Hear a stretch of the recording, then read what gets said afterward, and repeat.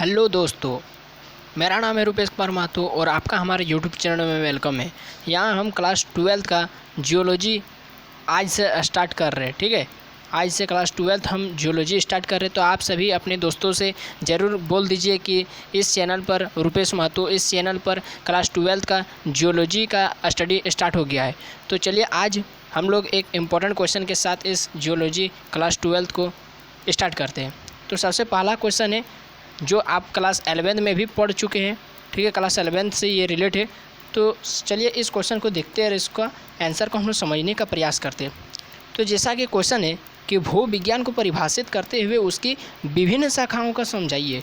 यानी आपने क्लास 11 में भू विज्ञान पढ़ा था, उसका डिफिनेशन, तो वही क्वेश्चन है जो क्लास 12 में भी एक क्वेश्चन आता है। ठीक है, सबसे पहला ही चैप्टर स्टार्ट होने से पहले, और उसके विभिन्न शाखाओं का भी आपको वर्णन करना है। ठीक है, तो चलिए इसका डिफिनेशन को देखते हैं। तो आप क्लास 11 वाला डिफिनेशन लिख देंगे तो कोई दिक्कत नहीं रहेगा। ठीक है, तो उसमें भी मैंने आपको डिफिनेशन बताया था। चलिए फिर से उस डिफिनेशन को हम लोग रिवाइज करते हैं।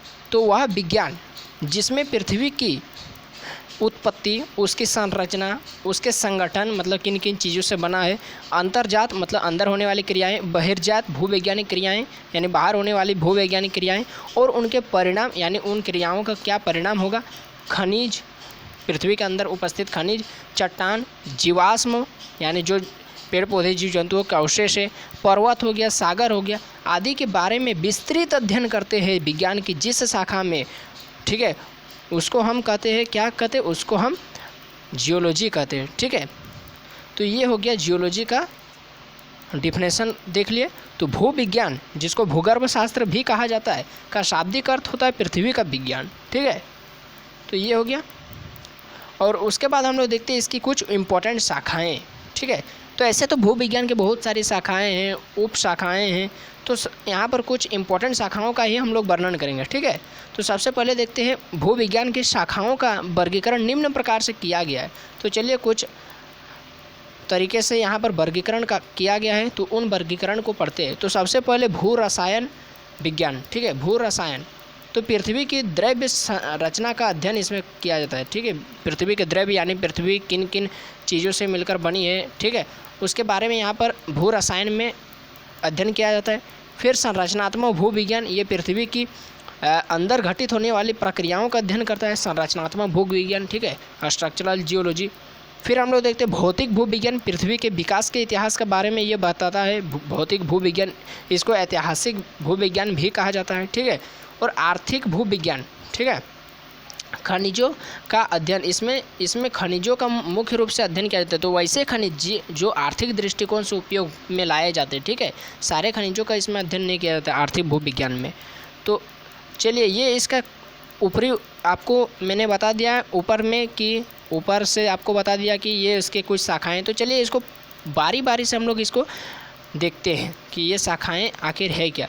तो सबसे पहले भू रसायन जो है ना, भू रसायन ये कुछ उप वर्गों में भी विभाजित है। तो सबसे पहले इसमें आता है क्रिस्टल विज्ञान, फिर आता है खनिज विज्ञान, फिर आता है सेल विज्ञान और भू रसायन विज्ञान। ठीक है, भू रसायन का ही ये 4 पार्ट है, क्रिस्टल विज्ञान, खनिज विज्ञान, भू सेल विज्ञान और भू रसायन विज्ञान। ठीक है, तो हम लोग इनके बारे में भी शॉर्ट में अध्ययन करेंगे क्योंकि इस क्वेश्चन में आपको ज़्यादा लंबा चौड़ा लिखने का ज़रूरत नहीं है। इसकी शाखाओं का वर्णन करना है, मुख्य रूप से शाखाओं का, और उसके बारे में डिफिनेशन लिखना है। ठीक है, जियोलॉजी का। तो इसमें हम लोग ज़्यादा डीपली नहीं जाएंगे। तो विज्ञान, तो यहाँ पर क्या है, सबसे पहला है क्रिस्टल विज्ञान। ठीक है, क्रिस्टल विज्ञान, तो क्रिस्टल मतलब जो चट्टान वगैरह जो क्रिस्टल होता है। ठीक है, तो वही हो गया। तो खनिज क्रिस्टल हो, जो खनिज का क्रिस्टल होता है, जैसे लोहा का क्रिस्टल होता है, अयस्क होता है, फिर जिससे अल्मुनियम निकाला जाता है तो वो बॉक्साइट होता है। तो इस तरह अल्मुनियम का क्रिस्टल बॉक्साइट हो गया। तो खनिज क्रिस्टलों की आकृतियों के बारे में और उनका निर्माण किस तरह हुआ और किन अवस्थाओं में हुआ, तो यानी खनिज क्रिस्टल का निर्माण, उनकी आकृति और उनके निर्माण की अवस्थाओं का जिसमें विस्तृत अध्ययन किया जाए उसको हम कहते हैं क्रिस्टल विज्ञान। ठीक है, समझ में आ गया। फिर हम लोग देखेंगे कि खनिज विज्ञान क्या है, खनिज विज्ञान। ठीक है, तो खनिज विज्ञान को हम लोग समझेंगे शॉर्ट में कि खनिजों की रासायनिक संगठन यानी खनिज का रासायनिक संगठन यानी खनिज रासायनिक तरीके से मतलब रासायनिक तरीके से किस तरह वो निर्मित है, संरचना, उसका भौतिक गुण, खनिजों के भौतिक गुण के बारे में पढ़ेंगे, खनिजों की संरचना के बारे में पढ़ेंगे और खनिज कहाँ कहाँ प्राप्त है उनके स्थानों के बारे में भी यहाँ पर अध्ययन किया जाता है। किसमें? खनिज विज्ञान में। ठीक है, खनिज विज्ञान में ये अध्ययन किया जाता है। तो उसके बाद आता है सेल विज्ञान। तो सेल यानी चट्टान होता है। ठीक है, तो सेल निर्माण ये हो गया सेल विज्ञान में कि सेल निर्माणकारी खनिजों के समय के साथ खनिजों, तो यहाँ पर सेल निर्माणकारी खनिजों के बारे में ज़्यादा से ज़्यादा यहाँ पर अध्ययन किया जाता है सेल विज्ञान में। सेल विज्ञान में किसका अध्ययन किया जाता है? सेल निर्माणकारी यानी जो खनिज, सब खनिज नहीं, जबकि वो खनिज जो सेलों का निर्माण करते हैं वैसे खनिजों का यहाँ पर अध्ययन किया जाता है। किसमें? सेल विज्ञान में। ठीक है, और इसके साथ ही साथ समय के साथ साथ सेलों में बदलाव होते हैं। आप जानते हैं कि सेल में कई प्रकार के दरार आते हैं, टूटते हैं, रासायनिक अभिक्रिया होती है, भौतिक अभिक्रिया होती है। यानी ये सेलों के बदलावों, मूल उत्पत्ति यानी सेलों का उत्पत्ति किस तरह हुआ और परिस्थितियों, मूल उत्पत्ति, ठीक है, और किन किन परिस्थितियों में उनकी उत्पत्ति हुआ, उनके विवरण का अध्ययन यहाँ पर किया जाता है। किसमें? सेल विज्ञान में। ठीक है, तो ये हमने देख लिया। फिर हम लोग देखते हैं एक आखिरी जिसको हम कहते हैं भू रसायन विज्ञान। ठीक है, तो भू रसायन विज्ञान क्या होता है इसको हम लोग नीचे देखेंगे। ठीक है, भू रसायन विज्ञान तो ये होता है कि खनिज परमाणुओं का अध्ययन इसमें किया जाता है। खनिज परमाणुओं का। ठीक है, खनिज परमाणुओं का आपको ऑब्जेक्टिव में पूछा जाए कि खनिज परमाणुओं का अध्ययन भू रसायन के किस शाखा में किया जाता है। ठीक है, क्योंकि ये भू रसायन हम लोग पढ़ रहे।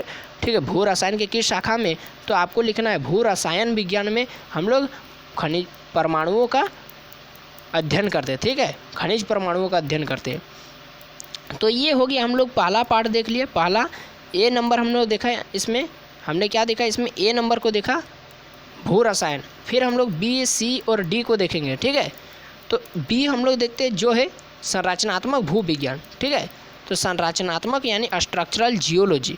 तो अधिकांश चट्टानें सदैव अपने मूल रूप में नहीं रहती। आप तो जानते हैं कि उनमें बलन पड़ते हैं, भ्रंश पड़ता है, फॉल्ट्स, फॉल्टिंग। ठीक है, ये सारी उसमें क्रियाएं होती रहती है। तो उनकी संरचना में समय समय पर परिवर्तन होता रहता है, तो आप जानते हैं।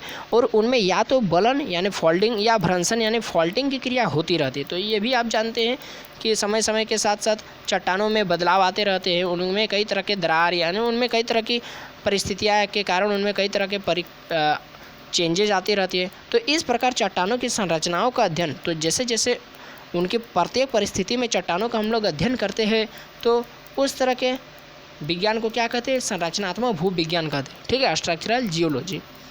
फिर हम लोग देखेंगे ये बी नंबर हो गया। उसके बाद हम लोग सी में देखेंगे कि भौतिक भू विज्ञान क्या होता है। भौतिक जिसको हम ऐतिहासिक भू विज्ञान भी क्या कहा जाता है, जिसमें खनिजों, जिसमें चट्टान, खनिज, इसके ऐतिहासिक यानी कि ये इनके इतिहास के बारे में पढ़ा जाता है। तो इनके यानी भौतिक भू विज्ञान के अंतर्गत, इसके अंतर्गत चट्टानों के क्रम यानी चट्टानों का किस तरह क्रम रहा है, उनका चट्टान कितने प्रकार के रहे हैं, अवसाद के बारे में और एवं उन पर पड़ने वाले प्रभाव यानी समय के साथ साथ सर्दी, गर्मी, टेम्परेचर, ठीक है, ताप, दाब, ये इन सभी कारकों के कारण उनमें क्या प्रभाव पड़ा।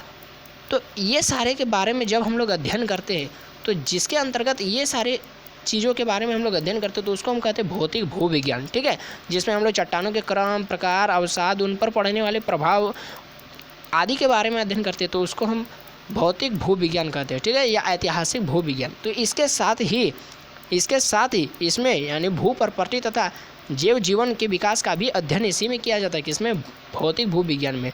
किसमें क्या अध्ययन किया जाता है? भू प्रॉपर्टी, यानी इसमें इसको ऐतिहासिक भू विज्ञान भी कहा जाता है क्योंकि इसमें भू प्रॉपर्टी, जैव जीवन के इतिहास क्या रहा है उसके बारे में भी ये बताता है। ठीक है, तो ये और लास्ट हमारे पास है आर्थिक भू विज्ञान। ठीक है, आर्थिक, तो जिससे हमें कुछ आर्थिक लाभ प्राप्त हो, तो उस तरह के आर्थिक भू विज्ञान के अंतर्गत व्यवहारिक लक्ष्य को ध्यान में रखकर भू विज्ञान का अध्ययन करने वाले शाखाओं को सम्मिलित किया गया है। तो इसमें वे सारी शाखाओं का सम्मिलित किया गया है जो व्यवहारिक लक्ष्य को ध्यान में रखकर भू विज्ञान का अध्ययन करते हैं। ठीक है, जिससे हमें व्यवहारिक लाभ प्राप्त होते हैं। ठीक है, जिससे हम व्यावसायिक लाभ प्राप्त होते हैं। ठीक है, तो वैसे भूविज्ञान के शाखाओं को इसके अंतर्गत रखा गया। किसके अंतर्गत?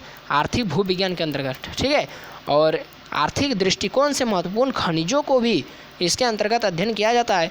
उनकी प्रकृति के बारे में आधार पर उनके अयस्क खनिज, अधात्विक खनिज और दहनशील खनिज। तो यहाँ पर एक चीज़ आपको याद रखना है, आपको ऑब्जेक्टिव में यहाँ पर क्वेश्चन पूछ सकता है कि आर्थिक दृष्टिकोण से महत्वपूर्ण खनिजों को उनकी प्रकृति के आधार पर कितने भागों में बांटा गया है? तो मुख्यतः 3 भागों पर बांटा गया है।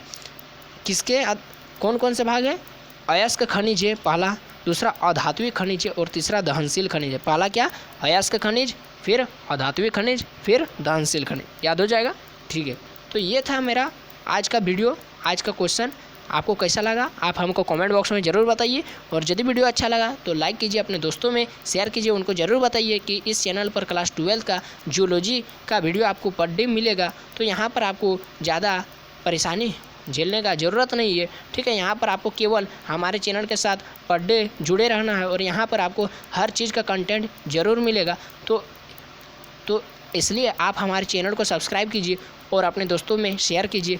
तो अभी के लिए इतना ही। और इसका पीडीएफ में इसका एक मिनट, इसका पीडीएफ में डिस्क्रिप्शन बॉक्स में इसका लिंक डाल दूंगा, तो आप वहां से ज़रूर डाउनलोड कर सकते हैं और कॉपी में लिख कर याद कर सकते हैं। तो अभी के लिए इतना ही। जय हिंद, वंदे मातरम।